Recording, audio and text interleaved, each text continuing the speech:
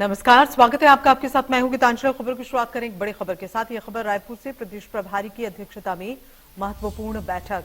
सचिव डॉक्टर चंदन यादव की अध्यक्षता में यह बैठक हुई है। प्रदेश अध्यक्ष मोहन मरकाम शामिल हुए हैं। रामगोपाल अग्रवाल, प्रभारी सचिव अमरजीत चावला उपस्थित हैं।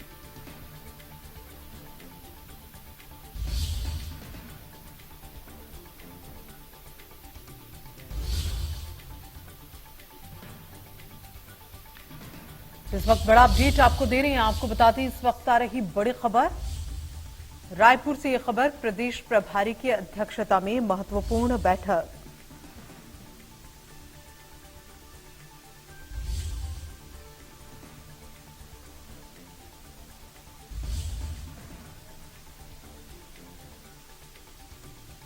तो इस वक्त एक बड़ी खबर आपको बता रहे हैं। इस वक्त आ रही बड़ी खबर आपको बता दें कि ज्ञानवापी मामले में आज की सुनवाई पूरी हुई है और इस वक्त एक बड़ा अपडेट आपको बता रहे हैं फिलहाल रायपुर से। एक खास अहम बैठक। सचिव डॉक्टर चंदन यादव की अध्यक्षता में यह बैठक। प्रदेश अध्यक्ष मोहन मरकाम शामिल होंगे, साथ ही रामगोपाल भी शामिल होंगे। रामगोपाल अग्रवाल, प्रभारी सचिव अमरजीत चावला इस खास बैठक में उपस्थित होंगे।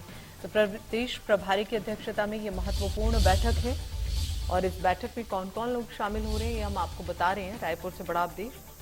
प्रदेश प्रभारी की अध्यक्षता में ये बैठक कई मायनों में काफी अहम है। आइए सीधा रुक करें। अमित चौरसिया हमारे संवाददाता इसी खबर पर ज्यादा जानकारी के साथ में मौजूद हैं। अमित, इस पूरी खबर पर अभी ताजा जानकारी क्या कुछ आपके पास?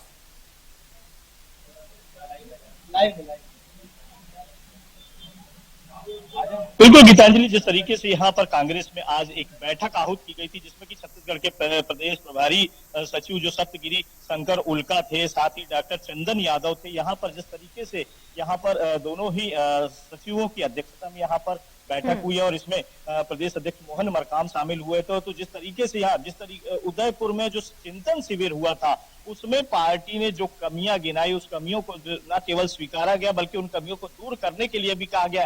तो एक तरह से अब चिंतन शिविर की चीजें सीधे देश के विभिन्न राज्यों में कांग्रेस पार्टी में जा रही है, कांग्रेस संगठन में जा रही है। संगठन को कैसे मजबूत किया जाए, सत्ता को किस तरीके से चलाया जाए, तो ये सारी चीजें उस चिंतन शिविर के माध्यम से अब निचले स्तर के कार्यकर्ताओं तक पहुंचाने की कवायद की जा रही है। तो यहाँ छत्तीसगढ़ में जो आज अहम बैठक हुई है, लगभग 1.5 घंटे से अधिक चली इस बैठक में पूरी तरह से राहुल गांधी के फार्मूले पर चर्चा हुई और उसमें जिस तरीके से 50 साल से कम के आयु के लोगों को यहाँ पर टिकट देने की कवायद की बात की जा रही है। तो अब एक तरह से छत्तीसगढ़ में भी 50 साल से कम आयु के लोगों की तलाश की जा रही है कि किसकी आयु 50 साल से कम है। तो ऐसे लोगों को अब जो चाहे दूसरी, तीसरी, चौथी पंक्ति में क्यों ना खड़े हो, उनको अब आगे लाने की कवायद कांग्रेस करती नजर आई। एक तरह से कहा जाए कि कारपोरेट कंपनी की तरह अब कांग्रेस में भी जिस तरीके से भाजपा का जो संगठन काम करता नजर आ रहा, ठीक उसी तर्ज पर अब कांग्रेस भी चलती नजर आ रही, क्योंकि कहीं ना कहीं अब देश में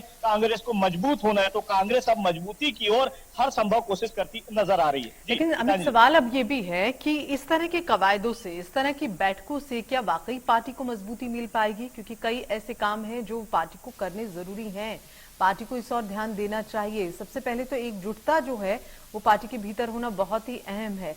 क्या इन सब बातों को करने में भी कामयाब हो पाएगी कांग्रेस? क्योंकि अभी जो कह लीजिए कि सफर काफी लंबा है।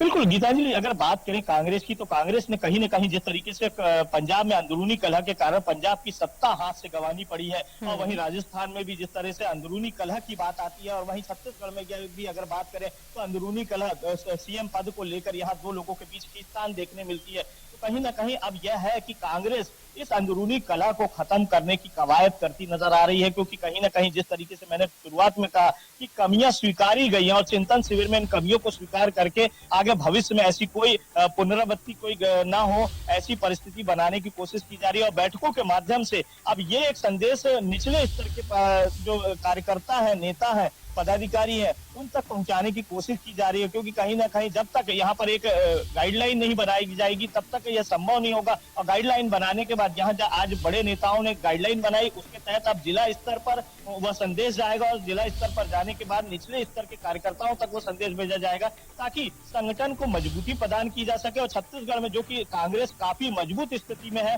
तो उसे और मजबूत करने की कोशिश की जाएगी, क्योंकि मिशन 2023 को मात्र अभी 1.5 साल का समय बचा है और हर कोई यहाँ पर चुनावी मोड में नजर आ रहा है। भूपेश बघेल खुद यहाँ पर प्रदेश के दौरे करते नजर आ रहे हैं, तो कहीं ना कहीं अब संगठन को भी मजबूत करने की कवायद प्रदेश अध्यक्ष मोहन मरकाम करते दिखाई दे रहे हैं। बिल्कुल सही कह रहे हैं अमिताभ, और ये जो कवायद है वो नजर आ रही है। बहरहाल बहुत बहुत शुक्रिया इस पूरी जानकारी के लिए। मध्य प्रदेश, छत्तीसगढ़ की हर खबर सीधे आपके मोबाइल फोन पर। अभी सब्सक्राइब करें हमारा चैनल और पाएं पल पल की खबर।